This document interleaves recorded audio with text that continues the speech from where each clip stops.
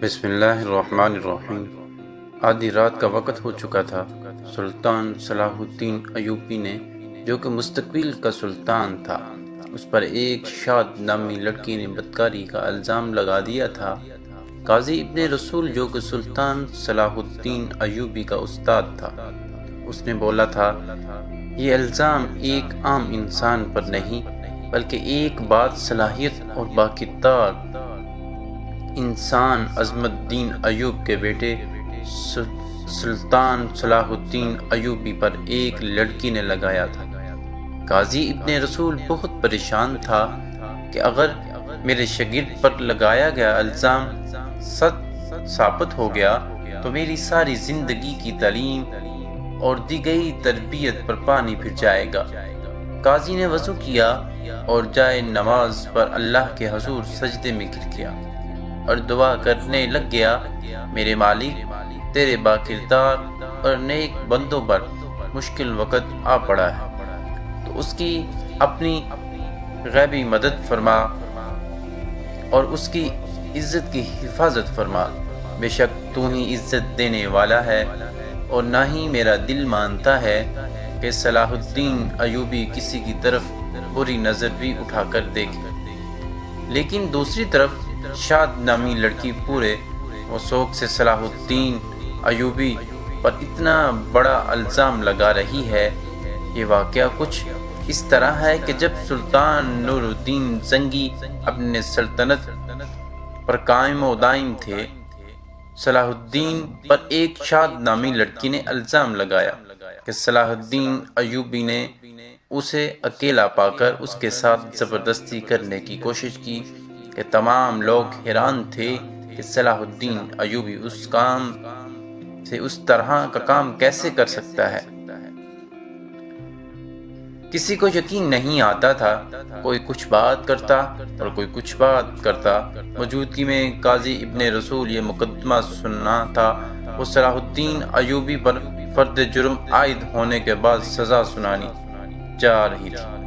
صلاح الدین ایوبی رات کو ساری رات بخار میں تڑپتا رہا اور اللہ سے دعا کرتا رہا، میرے مالک، تو ہی میری مدد فرما، تو ہی میرے بہتر جانتا ہے، تو ہی سب سے سچا ہے، بے شک میری مدد کرنے والا صرف تو ہی ہے۔ وقت ہوا تو سلطان صلاح الدین ایوبی کا بخار بہت زیادہ سر ہو گیا۔ صلاح الدین ایوبی نے نماز کے لیے کھڑے ہو گئے۔ نماز ختم کرنے کے بعد اللہ کے حضور سجدے میں گر کر دعا مانگی اور کہا، اے میرے مالک، تو ہی بہتر جانتا ہے کہ میں بے گناہ ہوں اور نظام الدین ایوبی کے خاندان پر آج بہت ہی عجیب و غریب دن تھا۔ لوگ بڑی بےتابی سے اس لمحے کا انتظار کر رہے تھے جب سلطان نور الدین زنگی کی موجودگی میں قاضی ابن رسول اس مقدمے کو سنائیں گے اور صلاح الدین ایوبی کے ساتھ کیا ہونے والا ہے، کیونکہ اس وقت بہت کچھ لوگ نور الدین زنگی کے خلاف جبکہ کچھ نور الدین زنگی کے ساتھ تھے، اس لیے لوگوں کے ذہن میں مختلف سوالات تھے۔ سورج طلوع ہو چکا تھا۔ سلطان نور الدین زنگی اپنے دربار میں موجود تھا اور اس کے بائیں جانب قاضی ابن رسول کا تختہ تھا اور نیچے صلاح الدین ایوبی ہاتھ باندھے کھڑا تھا۔ تھوڑی دیر کے بعد قاضی نے فرد جرم پڑھ کر سنایا اور فرد جرم پڑھنے کے بعد قاضی صلاح الدین ایوبی سے مخاطب ہوا اور کہا کہ تمہیں اپنی صفائی میں بولنے کا پورا حق ہے۔ قاضی کی بات ختم ہوتے ہی صلاح الدین ایوبی رحمۃ اللہ علیہ نے قاضی سے مخاطب ہوتے ہوئے کہا کہ قاضی صاحب، جس لڑکی کو میں نے دیکھا تک نہیں، اس کے ساتھ کچھ برا کرنے کے بارے میں سوچ بھی کیسے سکتا ہوں۔ یہ سنتے ہی قاضی صاحب نے حکم دیا کہ شاد نامی لڑکی کو حاضر کیا جائے۔ جب وہ لڑکی دربار میں حاضر ہوئی تو لوگوں کی حیرت کی انتہا نہ رہی، کیونکہ اس لڑکی کا سارا جسم ڈھکا ہوا تھا اور صرف آنکھیں وہ بھی مشکل سے دکھائی دے رہی تھی۔ صلاح الدین ایوبی سمجھ نہیں پا رہے تھے کہ جس لڑکی کو میں نے دیکھا تک نہیں، اور مجھ پر اتنا گھناؤنا الزام کیوں لگا رہی؟ مجھ سے ایسی کون سی غلطی سرزد ہوئی جو اس لڑکی نے مجھ پر اتنا بڑا الزام لگایا؟ قاضی شاد نامی لڑکی سے مخاطب ہوا اور پوچھا، صلاح الدین ایوبی نے تمہارے ساتھ ایسا کیا کیا؟ تو اس لڑکی نے کہا، میں اپنا بیان پہلے دے چکی ہوں، مزید ایسی باتیں کر کے اپنی مزید عزت خوار نہیں کروا سکتی۔ بخار بہت زیادہ ہونے کی وجہ سے صلاح الدین ایوبی کا چہرہ زرد ہو رہا تھا اور ہاتھ کانپ رہے تھے، زبان پر بھی لرزہ طاری تھا۔ دیکھ کر مجمع کو یوں لگ رہا تھا کہ صلاح الدین ایوبی قصوروار ہے۔ سلطان نور الدین زنگی بڑے غور سے یہ سارا منظر دیکھ رہا تھا۔ پورے دربار میں سناٹا چھایا ہوا تھا۔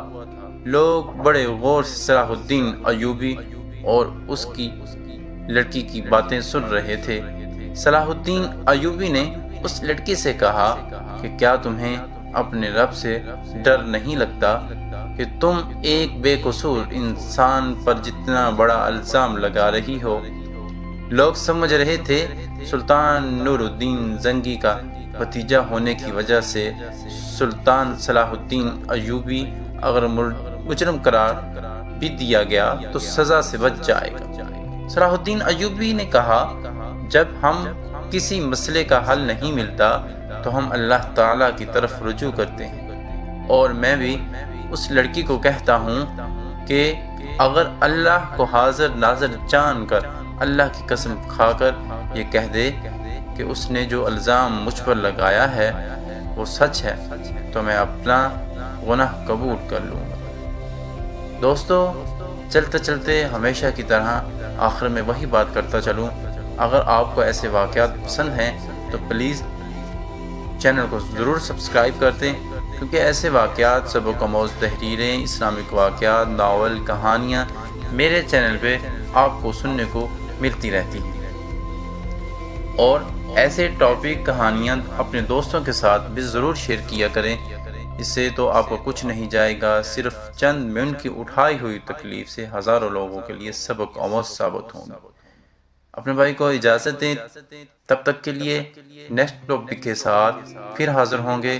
اپنا بہت سارا خیال رکھیے گا اور مجھے دعاؤں میں یاد رکھیے گا۔ اللہ حافظ۔